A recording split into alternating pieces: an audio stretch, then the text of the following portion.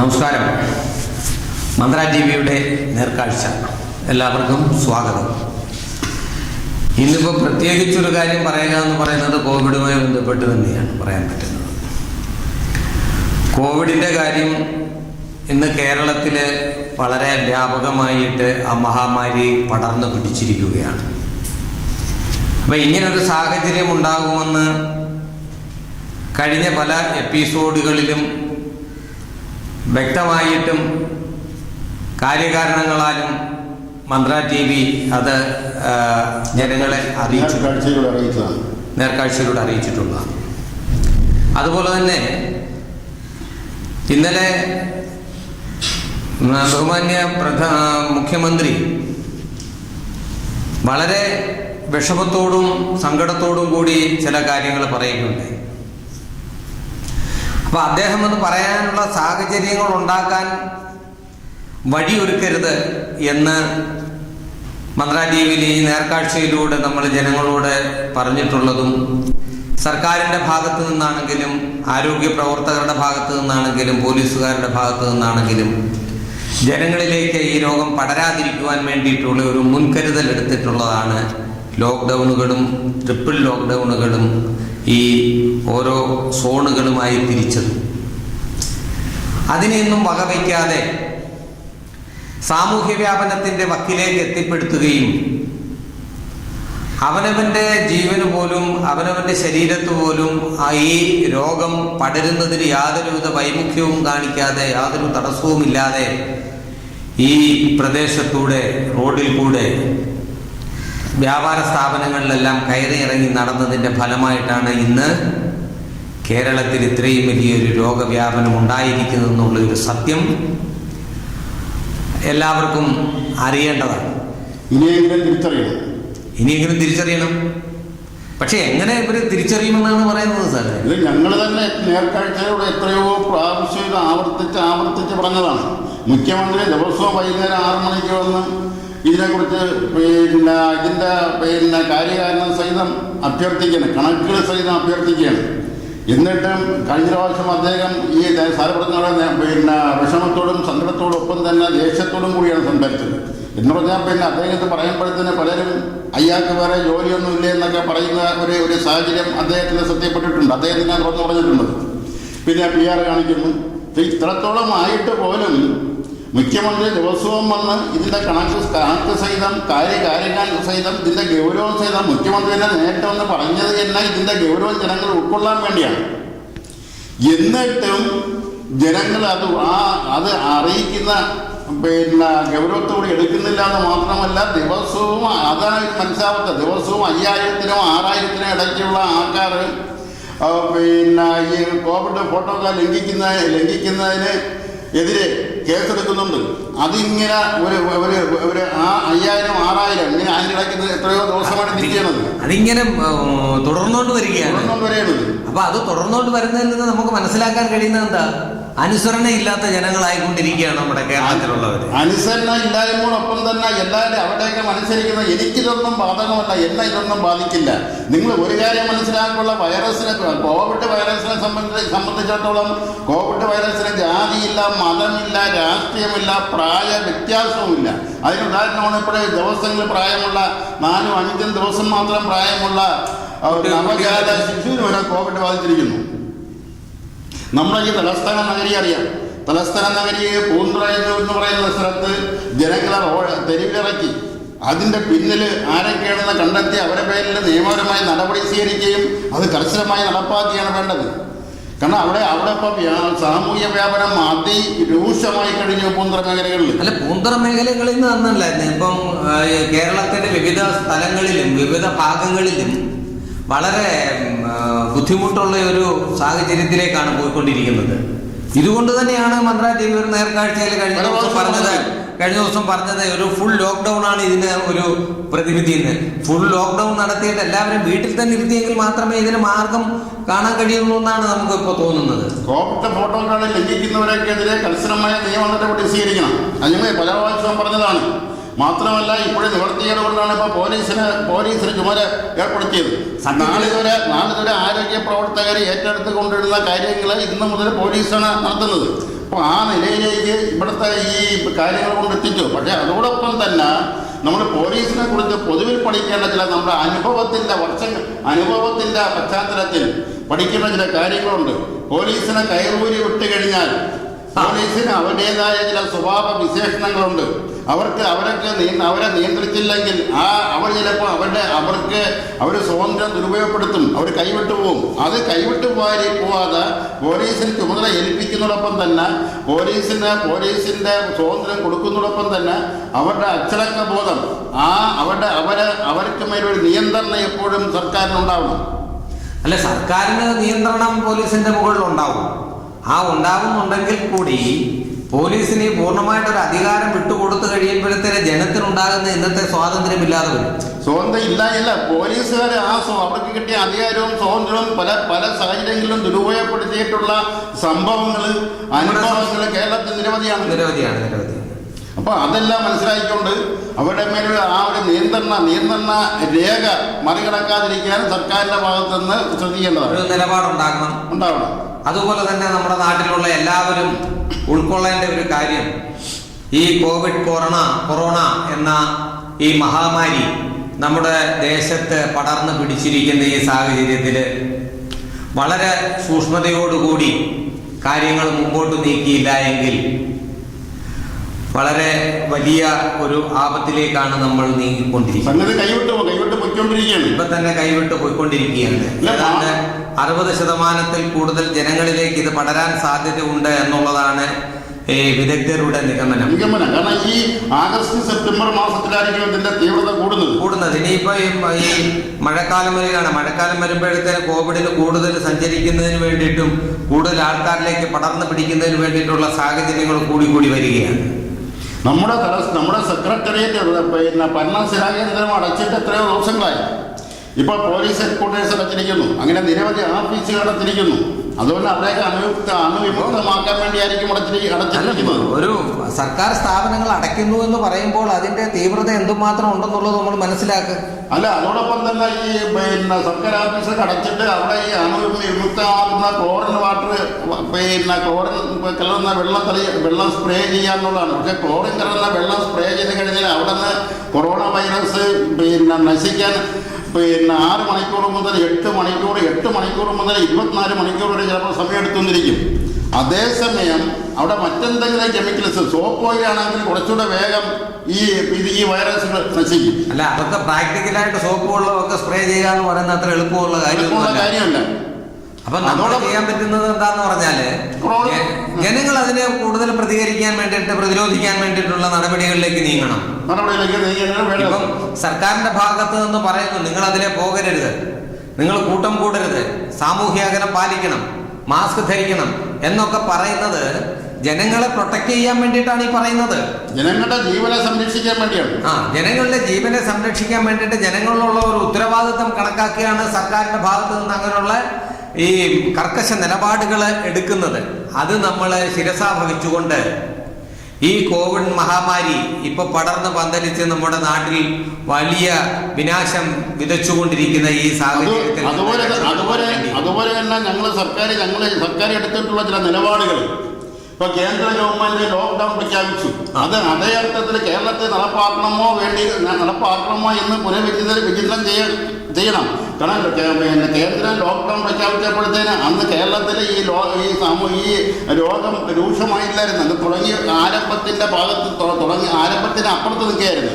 അതേസമയം അന്ന് ഈ സമ്പൂർണ്ണ കേന്ദ്രം ലോക്ക്ഡൌൺ പ്രഖ്യാപിച്ചപ്പോഴത്തേക്ക് കേരളത്തിലെ സാഹചര്യങ്ങൾ കേന്ദ്രത്തിനെ അറിയിച്ചുകൊണ്ട് ഇവിടുത്തെ ലോക്ക്ഡൌൺ തൽക്കാലം ഒഴിവാക്കിക്കൊണ്ട് ഇവിടുന്ന് വിദേശ പ്രവാസികൾ വരുമ്പോഴത്തേന് അല്ലെങ്കിൽ അന്യദേശത്തിൽ നിന്നുള്ള ജോലി ചെയ്യുന്ന മലയാളികൾ വരുന്ന ആ സാഹചര്യത്തിൽ മാത്രം ഈ ലോക്ക്ഡൌൺ കർശനമാക്കുകയും അവരെ വരുന്ന വഴികളിൽ അതിർത്തികളിൽ അവരെ കർശനമായ പരിശോധനകൾക്കും മറ്റു നിയന്ത്രണങ്ങളും വിധേയമാക്കിയാൽ മതിയായിരുന്നു. ആദ്യമേ തന്നെ കേന്ദ്ര ഗവൺമെന്റിന്റെ ഭാഗമായിട്ട് കേരളത്തിൽ ലോക്ക്ഡൌൺ പ്രഖ്യാപിച്ചത് ഒരു പൂർണ്ണമായും ഒരു ബുദ്ധിപരമായിരുന്നു എന്ന് ഞാൻ വിശ്വസിക്കുന്നില്ല.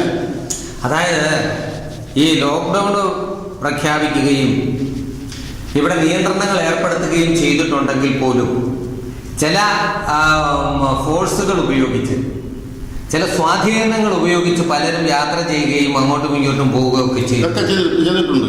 അപ്പൊ അത് തന്നെയാണ് ഇന്നത്തെ നമ്മുടെ ഇവിടുത്തെ സാമൂഹ്യ വ്യാപനത്തിന്റെ ഒരു പ്രധാന ഒരു പരിധിവരെ കാരണം അതാണ്. അപ്പൊ അത് ഒരു നിയമം ഉണ്ടെങ്കിൽ നമ്മളൊരു കാര്യം നിയമം നടപ്പാക്കുന്നെങ്കിൽ അത് എല്ലാവർക്കും ഒരേപോലെ തന്നെ ഉൾക്കൊള്ളിക്കാൻ വേണ്ടിയിട്ട് ബാധകമാണ്. അതോടൊപ്പം തന്നെ നമ്മൾ ശ്രദ്ധിക്കേണ്ട വേറെ പ്രധാനപ്പെട്ട കാര്യം എന്ന് പറയുന്നത് ഈ കോവിഡ് 19 ആയിട്ട് ബന്ധപ്പെട്ട് നിരവധി ഫണ്ടുകൾ വിദേശത്തു നിന്നും പല ഭാഗത്തു നിന്നും വന്നിട്ടുണ്ട്. ഇത് ഉദാഹരണം ഇപ്പൊ ഈ സ്വപ്ന സുരേഷ് വെളിപ്പെടുത്തിയ ഒരു സത്യമുണ്ട്. UAE 20 കോടി രൂപ ഇവിടെ ദുരിതാശ്വാസ നിധി ദുരിതാശ്വാസമാണ് 20 കോടി രൂപ UAE ലഭിച്ചു. അത് 2 കോടി രൂപയോളം കമ്മീഷനായിട്ട് സ്വപ്ന സുരേഷും അവരോടൊപ്പം നിൽക്കുന്നവരെ എടുത്തു. ഇതൊരു ഒറ്റപ്പെട്ട സംഭവമായിരിക്കില്ല. അപ്പൊ ഈ വിദേശത്തു നിന്നായാലും മറ്റെവിടെ നിന്ന് വന്ന ഈ ദുരിതാശ്വാസത്തിന് വരുന്ന ഫണ്ടുകൾ വഴിക്ക് എവിടെ നിന്ന് കമ്മീഷൻ പോകുന്നുണ്ടാ എന്ന് പോയിട്ടുണ്ടെന്നുള്ളതിന് ഏറ്റവും വലിയ ഉദാഹരണം സ്വപ്ന സുരേഷിന്റെ ഇപ്പോഴത്തെ റിപ്പോർട്ട്. അപ്പോൾ അതിനെക്കുറിച്ച് ഒരു അന്വേഷണ കമ്മീഷണർ ഹൈക്കോടതിയിലെ സിറ്റിംഗ് ജഡ്ജിനെ താഴെ അല്ലാത്ത ഒരു ആളിനെ കൊണ്ട് അതിനെക്കുറിച്ച് ഒരു അന്വേഷണം നടത്തേണ്ടത് അത്യാവശ്യമാണ്. അതുപോലെ തന്നെ സാറേ ഈ മഹാമാരികൾ ഇനിയും വരാം. അല്ല, മഹാമാരി വരാമെന്ന് പറഞ്ഞാൽ ഇവിടെ വെള്ളപ്പൊക്കം വന്ന സമയത്ത് ഈ എത്രയോ കോടിക്കണക്കിന് രൂപ ഇവിടെ സംഭാവനകളായിട്ട് വന്നിട്ടുണ്ട്. ഇതൊക്കെ എന്തിനുപയോഗിച്ചു? അതിനെക്കുറിച്ചൊക്കെ വ്യക്തമായ ധാരണ വേണം. അതോടൊപ്പം തന്നെ ഈ മഹാമാരി ഇനിയും വരാം. ഇനി വന്നാൽ അതിനെ ഈ ഇപ്പോഴത്തെ അനുഭവത്തിന്റെ പശ്ചാത്തലത്തിൽ ഇനി ഇതുപോലൊരു മഹാമാരി വന്നാൽ എങ്ങനെ അത് കൈകാര്യം ചെയ്യുമെന്നതിനെ കുറിച്ച് സുപ്രീം കോടതി ജസ്റ്റിസ് ചെയർമാനായിട്ടുള്ള എല്ലാ രംഗത്തുനിന്നും വിദഗ്ധർ, ബയോടെക്നോളജി രംഗത്തുനിന്ന്, ശാസ്ത്രജ്ഞന്മാരുടെ രംഗത്തുനിന്ന്, എല്ലാ രാഷ്ട്രീയ പാർട്ടിയുടെ ആൾക്കാർ, രാഷ്ട്രീയ പാർട്ടിയുടെ രാഷ്ട്രീയ പാർട്ടിയിൽ നിന്ന് ആരെങ്കിലും എടുത്ത് പ്രതിനിധിയാക്കിയിട്ട് കാര്യമില്ല. അവരൊക്കെ ഉള്ളവരെ പ്രതിനിധികളാക്കിയിട്ട് ഇന്ത്യൻ മെഡിക്കൽ കൗൺസിലിന്റെ പ്രതിനിധികൾ, ശാസ്ത്രജ്ഞന്മാരുടെ ഇന്ത്യൻ മെഡിക്കൽ കൗൺസിലിന്റെ പ്രതിനിധികൾ നമ്മളിതിപ്പോ പറയുന്ന സമയത്ത് ഇപ്പൊ തന്നെ ഈ കോവിഡിനെ പ്രതിരോധിക്കാൻ വേണ്ടിയിട്ട് ഹോമിയോയിൽ മരുന്നുണ്ട്, ഇവിടെ ഇതിൽ മരുന്നുണ്ട്. അതോടൊപ്പം തന്നെ അങ്ങനെയുള്ള വ്യത്യസ്ത മേഖലകളിലെ പ്രതിനിധികളെ ഉൾക്കൊണ്ടുകൊണ്ട് സുപ്രീം കോടതി ജസ്റ്റിസ് ചെയർമാനായിട്ടുള്ള ഒരു കമ്മീഷൻ നിയമിക്കണം. കാരണം ഇനി ഒരു മഹാമാരി വന്നു കഴിഞ്ഞാൽ അതിനെ എങ്ങനെ പ്രതിരോധിക്കാൻ കഴിയും, എങ്ങനെ പ്രതിരോധിക്കേണ്ടത് അതിന്റെ മാർഗത്തെക്കുറിച്ച് പഠിച്ച് റിപ്പോർട്ട് ചെയ്യാൻ വേണ്ടി വളരെ അടിയന്തരമായ ഒരു കമ്മീഷൻ നിയമിക്കേണ്ടത് അത്യാവശ്യമാണ്. അതുപോലെ ഒരു കമ്മീഷൻ നിയമിക്കുകയും ഇവിടുത്തെ ഈ മഹാമാരിയെ പോലുള്ള ദുരിതം അനുഭവിക്കേണ്ടി വരുന്ന ചില സാഹചര്യങ്ങൾ വരുമ്പോൾ അതിനെ പ്രതിരോധിക്കാൻ വേണ്ടിയിട്ട് അതിന് വേണ്ടിയിട്ട് പ്രിക്കോഷൻസ് എടുക്കുന്നതിന് വേണ്ടിയിട്ട് ഒരു പ്രത്യേക സംഘത്തെ തന്നെ രൂപീകരിക്കുന്ന കാര്യങ്ങൾ. അതുപോലെ തന്നെ ഈ ലോക്ക്ഡൌണിന്റെ മറവിൽ ഇവിടെ നിയമലംഘനങ്ങൾ നിരവധി ഉണ്ടായിട്ടുണ്ട്. നിരവധി ഫണ്ട് വെട്ടിപ്പുകൾ. അതിന്റെ ഏറ്റവും വലിയ അവസാനത്തെ ഉദാഹരണമാണ് നമ്മുടെ ഭരണാധികാരമായ സെക്രട്ടറിയുടെ മുകളിലത്തെ നിലയിൽ കരയുന്നതുകൊണ്ട് വിളിച്ചാൽ കേൾക്കുന്ന ഒരു സർക്കാർ ഓഫീസ് ട്രഷറിയിൽ 2 കോടിയോളം രൂപ വെട്ടിപ്പുണച്ചിരിക്കുന്നു. ഇതൊരു ഒറ്റപ്പെട്ട സംഭവമായിരിക്കില്ല. സർക്കാരിന്റെ സാമ്പത്തികം കൈകാര്യം ചെയ്യുന്ന എല്ലാ സ്ഥാപനങ്ങളിലും ഇതുപോലുള്ള വെട്ടിപ്പുകൾ നടത്തിയിരിക്കാൻ സാധ്യതയുണ്ട്. ഇതിന്റെ ഈ ഒരു മറവില് അതിഭയങ്കര വെട്ടിപ്പ് കാര്യങ്ങളൊക്കെ നടന്നിട്ടുണ്ടാകാനാണ് സാധ്യതയുള്ളത്. എന്തായാലും അങ്ങനെയുള്ള കാര്യങ്ങളെക്കുറിച്ചും ഇതൊന്ന് പഠിക്കുകയും അങ്ങനെ വെട്ടിപ്പുകൾ നടന്നിട്ടുണ്ടെങ്കിൽ അതിന് കർക്കശമായ നിലപാടോടുകൂടി അതിനെ എതിർക്കുകയും രാജ്യത്തിന്റെ അഖണ്ഡതയ്ക്ക് ഓട്ടം വരാത്ത രീതിയിൽ മുന്നോട്ട് പോകേണ്ടത് വളരെ അത്യാവശ്യകരമായ ഒരു കാര്യമാണ്. എന്തായാലും ഈ കോവിഡ് വന്ന് ജനത്തെ ഇത്രയും വലച്ചിരിക്കുന്ന ഈ സാഹചര്യത്തില് സത്യത്തില് പുറത്തോട്ടിറങ്ങി നടക്കാൻ ഭയമായി വന്നിരിക്കുന്നു. ജനങ്ങള് മൊത്തം ഭയത്തിലാണ്. അല്ല, ജനങ്ങൾക്ക് ഭയത്തിലാണെന്ന് പറഞ്ഞു കഴിഞ്ഞാൽ ഇന്ന് ജയം ഭയക്കണം. കാരണം അല്പം അയവ് കൊടുത്ത സമയത്ത് ജയം അങ്ങ് കിടന്ന് രാവിലെ 2-3 വാഹനം എടുത്തോണ്ട് വീട്ടിൽ കൊച്ചു പിള്ളേരെ സ്കൂളിൽ കൊണ്ടുകൊണ്ട് സ്കൂളുകൾ തുറക്കാതിരിക്കുന്നത് എന്തിനാണ്? കുട്ടികളിലേക്ക് രോഗം വ്യാപിക്കാതിരിക്കാൻ വേണ്ടിയിട്ട്, കുട്ടികൾ പുറത്തോട്ട് പോകാതിരിക്കാൻ വേണ്ടിയിട്ട് ആണല്ലോ. നമ്മളിവിടെ നോക്കിക്കഴിഞ്ഞാൽ 2 വീലറിലോട്ട് കൊണ്ടുവന്നു കഴിഞ്ഞാൽ സാധാരണ 2 വീലറിൽ യാത്ര ചെയ്യാനായിട്ട് 2 പേർക്കാണ് പറ്റുന്നത്. അതിൽ ഭാര്യയും ഭർത്താവും കാണും, കൂട്ടത്തിൽ 2-3 പിള്ളേരും കാണും. ഈ 4 പേരെ 5 പേരെ വെച്ചോണ്ടാണ് ഈ മോട്ടോർ സൈക്കിൾ ഇങ്ങനെ പോകുന്നത്. അവർ മാസ്കൊക്കെ ധരിച്ചിട്ടുണ്ട് പിള്ളേരെ. ഈ പിള്ളേരുടെ ഭാവി പോലും, പിള്ളേരുടെ ആരോഗ്യസ്ഥിതി പോലും മെച്ചപ്പെടുത്താതെ, ആരോഗ്യസ്ഥിതിക്ക് ദോഷം വരുന്ന രീതിയിലുള്ള സാഹചര്യം നിലനിൽക്കുന്ന ഈ നിരത്തിലൂടെ ഇവരെയും കൊണ്ട് പോകേണ്ട കാര്യങ്ങൾ എന്താണുള്ളത്? അതുകൊണ്ടുണ്ടാകുന്ന ദോഷം എന്ന് പറയുന്നത് പിന്നെ കേരള ഇന്ന് രാജ്യത്ത് മണി ട്രാൻസാക്ഷൻ പൂർണ്ണമായി നിലച്ചിരിക്കുന്നു. ഇവിടെ സാമ്പത്തിക ഇടപാടുകൾ പൂർണ്ണമായി നിലച്ചിരിക്കുന്നു. ജനങ്ങൾ വളരെ കഷ്ടപ്പാടിലേക്ക് നീങ്ങിക്കൊണ്ടിരിക്കുകയാണ്. ഇതൊക്കെ മുന്നിൽ കണ്ടുകൊണ്ട് ഇനിയും ഇത് മഹാമാരി വരാം. അതിന് മുൻകരുതൽ ഇപ്പോഴേ അതുകൊണ്ട് ഞാൻ ഇപ്പൊ വന്നിരിക്കുന്ന ഈ മഹാമാരിയെ പ്രൊട്ടക്ട് ചെയ്യാൻ വേണ്ടിയിട്ട് അതിൽ നിന്ന് റിക്കവറി ആകാൻ വേണ്ടിയിട്ട് കിടന്ന് വളരെ വിഷമിച്ചുകൊണ്ടിരിക്കുന്ന ഈ സാഹചര്യത്തിൽ നാം ഓരോരുത്തരും നിയമത്തിനുള്ളിൽ നിന്നുകൊണ്ട് ഈ മഹാമാരിയെ പൂർണ്ണമായിട്ട് തുടച്ചു നീക്കുന്നതിന് വേണ്ടി അതോടൊപ്പം തന്നെ ഈ സമരത്തിനെതിരെ ഈ സമയത്ത് സമരത്തിനെതിരെ നമ്മൾ പലപ്പോഴും സംസാരിച്ചിട്ടുണ്ട്. അവസാനം ഹൈക്കോടതി ഇടപെടേണ്ടി വന്നു. ആ ഹൈക്കോടതി തന്നെ ഇന്നലെ ഒരു സുപ്രധാന തീരുമാനം വിധി പറഞ്ഞിട്ടുണ്ട്. ഈ മാസം ആഗസ്റ്റ് 31 വരെ സമരം വീണ്ടും നിരോധിച്ചിരിക്കുകയാണ്. ഏറ്റവും നല്ല കാര്യം. അതുപോലെ തന്നെ ഹൈക്കോടതി പറഞ്ഞ വേറെ ഈ സമരം നിരോധിച്ചെന്ന് പറഞ്ഞപ്പോഴത്തേനും മറുഭാഗത്തുള്ളവർക്ക് അഴിമതി ചെയ്യാനായിട്ട് എളുപ്പം കൂടാ. അതിന്റെ വേറെ ഭാഗം. അതോടെ തന്നെ ഹൈക്കോടതി പറഞ്ഞിട്ടുള്ള വേറെ കാര്യം എന്ന് പറയുന്നത് പിന്നെ നിലവില് കേസുകളിൽ നിലവിലിരിക്കുന്ന പിന്നെ പൊസിഷൻ ഇനിയൊരു ഉത്തരവുണ്ടാകും തുടരുമെന്നാണ്. കാരണം അതൊക്കെ ഈ ഇന്നത്തെ സാഹചര്യത്തിന്റെ പ്രത്യേക പറയുന്നതാണ് അതൊക്കെ. അല്ലെങ്കിൽ പിന്നെ പല കോടതികളും അടച്ചിട്ടിരിക്കുന്നു, സർക്കാർ ഓഫീസുകൾ പലതും അടച്ചിട്ടിരിക്കുന്നു. ഓരോ ദിവസവും സർക്കാർ ഓഫീസുകളിൽ പിന്നെ 1-2 കോവിഡ് പോസിറ്റീവ് ആയിട്ടുള്ള ആൾക്കാർ വന്നിരിക്കുന്നു. സെക്രട്ടേറിയറ്റിന്റെ ലാബ് അടച്ചിരിക്കുന്നു. കാരണം അവിടുത്തെ 2 ജീവനക്കാർക്ക് കോവിഡ് പോസിറ്റീവ്.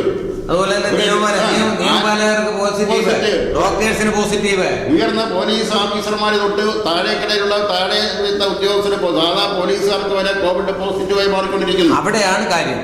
ഈ പോലീസുകാർക്ക് കോവിഡ് വരണമെന്നുണ്ടെങ്കിൽ എന്താണ്? പബ്ലിക് ജനത്തിൽ നിന്ന് വന്നെങ്കിലല്ലേ ഇത് വരുള്ളൂ. അപ്പൊ പബ്ലിക് ജനത്തിലേക്ക് വരുന്നത് കൊണ്ടാണ് സാമൂഹിക വ്യാപനം വന്നതുകൊണ്ടല്ലേ. അപ്പൊ നേരത്തെ നമ്മൾ ഇവിടെ കണക്ക് കൂട്ടിയിരുന്ന കാര്യങ്ങൾ വിദേശത്ത് നിന്ന് വരുന്നവർക്ക് ഈ കോവിഡ് ഉണ്ടായിരുന്നു. ആ വിദേശത്ത് നിന്ന് വന്നവര്, അന്യ സംസ്ഥാനത്ത് നിന്ന് വന്നവര്, അവർക്കുണ്ടായിരുന്ന കോവിഡ് എങ്ങനെയാണ് ഈ ജനങ്ങളിലേക്ക് പടർന്നത്? അതിനെക്കുറിച്ച് പിന്നെ വളരെ കാര്യക്ഷമമായി പഠിക്കേണ്ടതുണ്ട്. ഇനി ഇത് ആവർത്തിക്കാതിരിക്കുന്നതിന് വേണ്ടി ഈ പഠനം സഹായിക്കും. അപ്പൊ ജനങ്ങളിലേക്ക് ഈ കോവിഡ് എന്ന് പറയുന്ന ഈ ഒരു മഹാമാരിയെ എത്തിക്കുന്നതിന് വേണ്ടിയിട്ട് എനിക്കിപ്പോ പണ്ടില് ഇവിടുന്ന് ശ്രീലങ്കൻ പടയുണ്ടായിരുന്നല്ലോ, ഈ ഇവര് എന്തോ സ്വയമേ മരിച്ചുകൊണ്ട് എന്തോ പറയുന്ന പേര്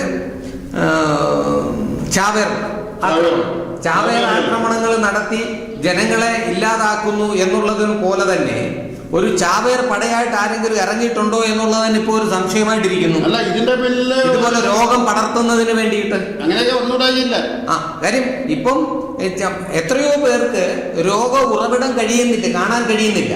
രോഗത്തിന്റെ ഉറവിടം കാണാൻ കഴിയാത്ത സ്ഥലങ്ങളിലുള്ളവരെ പറ്റി നമുക്ക് ചിന്തിക്കാൻ കഴിയുന്ന അങ്ങനെയാണ്. നമ്മുടെ രാജ്യത്ത്, നമ്മുടെ നാട്ടില് ഒരു രോഗത്തിന്റെ വ്യാപനം ഉണ്ടാക്കാൻ വേണ്ടിയിട്ട് ചാവേർ രോഗികളായിട്ട് വരുന്ന കുറെ പേരുണ്ട്. അവർ ഈ സംസർഗത്തിലൂടെ ഈ രോഗം പടർത്തുകയാണ് എന്നിരിക്കട്ടെ, അതിനെ പ്രൊട്ടക്ട് ചെയ്യണമെങ്കിൽ എന്ത് വേണം? ഗവൺമെന്റിന്റെ ഈ നിയമങ്ങളെല്ലാം നമ്മൾ പാലിക്കണം. നിയമങ്ങൾ കർശനമായിട്ട് നടപ്പാക്കണം. കാര്യക്ഷമമായ നിരീക്ഷണം വേണം. അപ്പൊ അതിനുള്ള കാര്യക്ഷമമായിട്ടുള്ള നിരീക്ഷണങ്ങൾ ആവശ്യമാണ്. എന്തായാലും കോവിഡിന്റെ ഈ ഒരു വ്യാപനം ഈ വിദേശത്ത് നിന്ന് വന്നവരും അതുപോലെ തന്നെ അന്യ സംസ്ഥാനത്ത് നിന്നും വന്നവരിലൂടെ മാത്രമാകാൻ സാധ്യതയില്ല. അതിന്റെ ഉറവിടത്തെ കുറിച്ച് കണ്ടുപിടിക്കേണ്ട ഒരു സാഹചര്യം അന്തർദേശീയ തലത്തിൽ പഠിച്ചുകൊണ്ടിരിക്കാവും. അത് വളരെ സംഘടന പോലുള്ള സംഘടനകളെ വേൾഡ് ഹെൽത്ത് ഓർഗനൈസേഷനൊക്കെ അതിനെ കുറിച്ച് പഠിച്ചുകൊണ്ടിരിക്കുകയാണ്. പഠിച്ചു കഴിയുമ്പോഴത്തേനും ഇവിടെ ആൾക്കാർ മരിച്ചു കഴിഞ്ഞിരിക്കും. ഇപ്പൊ തന്നെ മരണസംഖ്യ 2 കോടിയോളം അടുക്കുന്നു. അപ്പം അല്ല, രോഗം ബാധിച്ചവരുടെ എണ്ണം 2 കോടിയോളം അടുക്കുന്നു. അല്ല, അത് നമ്മളിത് ഇതിങ്ങനെ പറയുന്നുണ്ടെങ്കിൽ പോലും നാം ഓരോരുത്തരും, പ്രത്യേകിച്ച് ജനങ്ങള് എല്ലാവരും അവരവരുടെ സേഫ്റ്റി നോക്കേണ്ട ഒരു സാഹചര്യം ഇപ്പം എത്തിക്കഴിഞ്ഞു. അതുപോലെ തന്നെ ഈ രോഗങ്ങള് അന്യ ആൾക്കാർക്ക് കൊടുക്കാതിരിക്കാൻ പരമായി ശ്രമിക്കണം. അല്ല, അന്യ ആൾക്കാർക്ക് രോഗം കൊടുക്കാതിരിക്കുന്ന കാര്യമാണ് ഞാൻ പറഞ്ഞത്.